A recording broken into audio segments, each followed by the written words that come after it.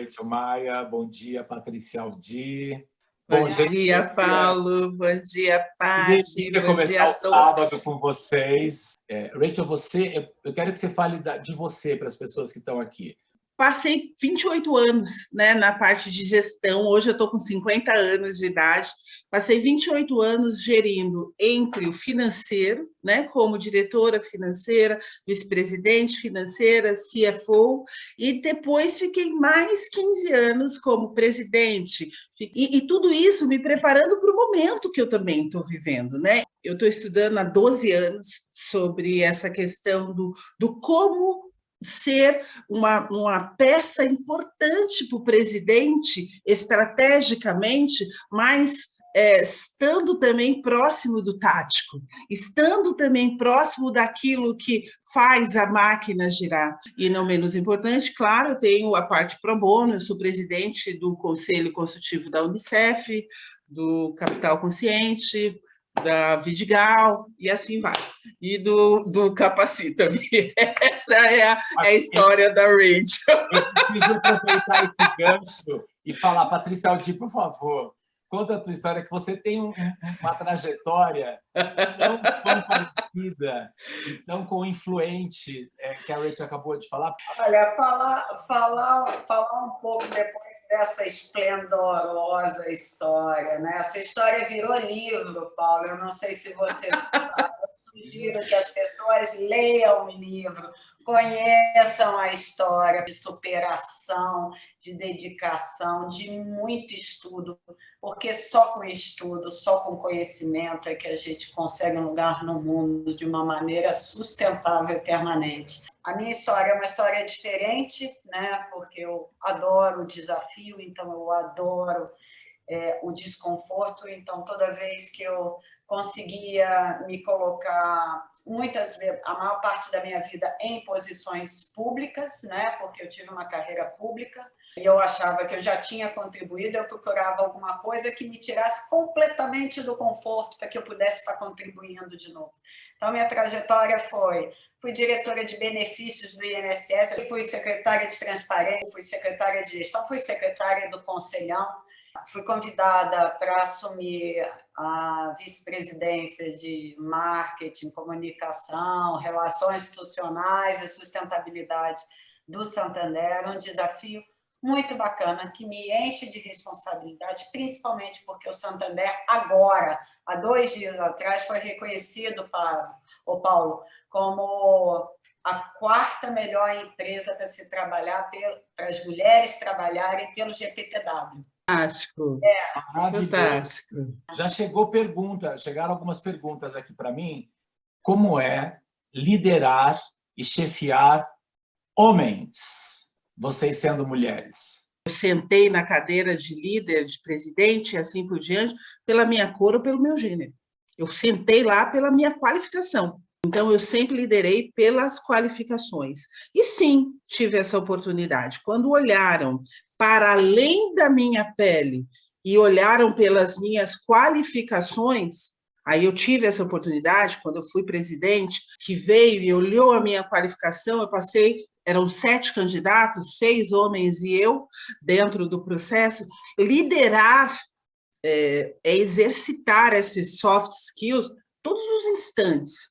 Ser um great place to work, eu fui para homens e mulheres. Então, independe, né, do quadro. Eu fui um líder. E, claro, eu potencializei, sim, outras mulheres. A partir do momento que nos dão a chance e a oportunidade de liderar, entendendo que a questão de gênero, a questão de raça, mesmo a questão de formação, não é um problema. Igualdade é quando a gente trata os diferentes de maneira diferente, né?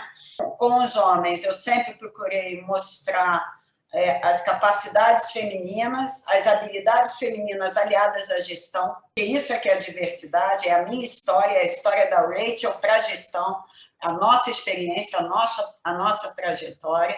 E, sim, criar oportunidades sempre para mulheres. Então, acho que isso que é gestão. Diferente, sim, de homens e mulheres, mas absolutamente igual na forma de tratar e sempre de uma maneira muito respeitosa. Nunca tive nenhum tipo de problema.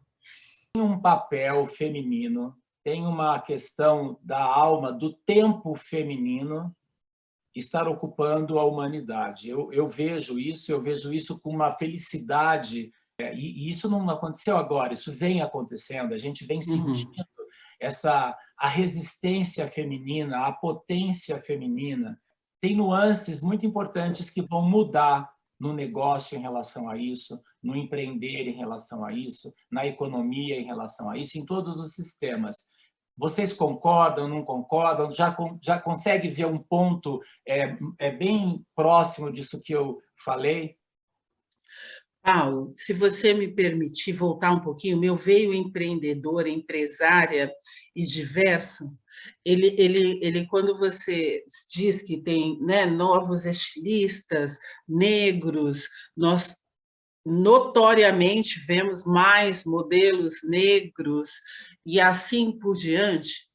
Voltando um pouco ainda no tema eu entendo, né? É o Brasil, país filho da mãe, né? Filho da mãe no âmago da palavra, mas eu ainda provoco um pouco mais, eu vou um pouco além. Então, o Brasil pode ter 60% da mão de obra negra, mas esse 60% está refletido também na liderança? Está contido no genuíno daquela empresa? Então, como consumidor, como ouvinte, eu tenho que estar atento e alerta e, sim, ter a posição de cobrar. Porque, caso contrário, fica só bonito na foto e não faz a mudança. Então, a gente pode estar até vivendo essa transição, né? Saindo do masculino para o feminino, mas é necessário posicionar-se. Você não pode ser um antirracista e não se posicionar. Um país racista, você deve ser antirracista. Num país homofóbico, você precisa se posicionar. São escolhas, porque nestas escolhas geramos oportunidades, que quer ter voz e quer ter vez. E quais são essas escolhas? Você está escolhendo olhar a mulher de uma maneira mais afetiva, escolhendo olhar para as questões raciais de uma maneira afetiva, entendendo as suas ancestralidades e valores. Quero adicionar esse diverso, inclusive o que você fez, essa listinha aí dos pilares, a moda empreendedora, que foi por muito tempo, Paulinho, gordofóbica.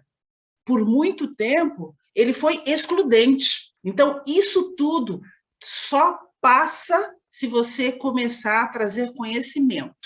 A pandemia nos trouxe para valor presente as coisas em termos de sustentabilidade e diversidade que a gente tinha planejado ao longo dos próximos anos. Não dá mais para esperar. Qual é a importância numa cadeia, como uma cadeia financeira? O que é importante que nós façamos enquanto instituição financeira? Por que a gente apoia a cadeia da moda? Primeiro, porque ela é uma cadeia inclusiva.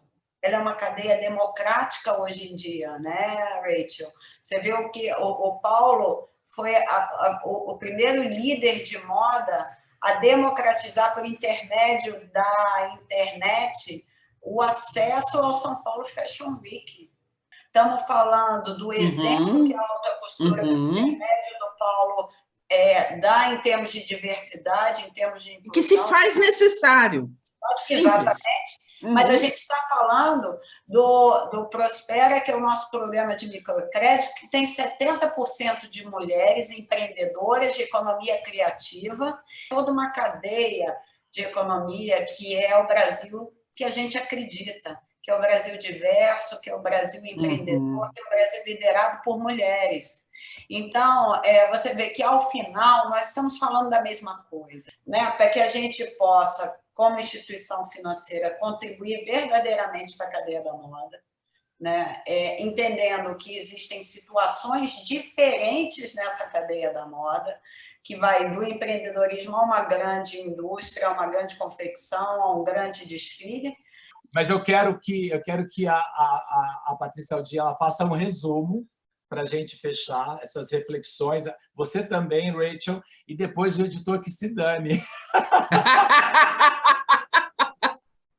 Gente, fazer um resumo dessa conversa maravilhosa, essa conversa entre amigos, essa conversa de verdade, essa conversa de propósito, essa conversa de transparência, né? Colocando 3 pessoas tão diferentes e, ao mesmo tempo, tão unidas pelo mesmo propósito do empreendedorismo, da moda, do entendimento, da diversidade, da sustentabilidade. E isso é o que une as pessoas de verdade, né? Do que eu falo, tem todo um trabalho que é muito mais importante, efetivo e verdadeiro. E isso que me dá muita tranquilidade de colocar aqui os propósitos da instituição que eu represento. Eu dedico essa minha participação aqui para a dona Pretinha, a minha Pretinha do coração, que acabou de fazer 1 ano dessa pandemia maluca. Que lindo, Rachel. E eu falei no meio, né, do brasileiro ser filho da mãe. Né? A mãe eu sou. Nunca foi tão discutida numa temporada, a mulher, isso é as escolhas. Nós escolhemos trazer essa questão do protagonismo feminino amplo, diverso, para ter fala nessa temporada.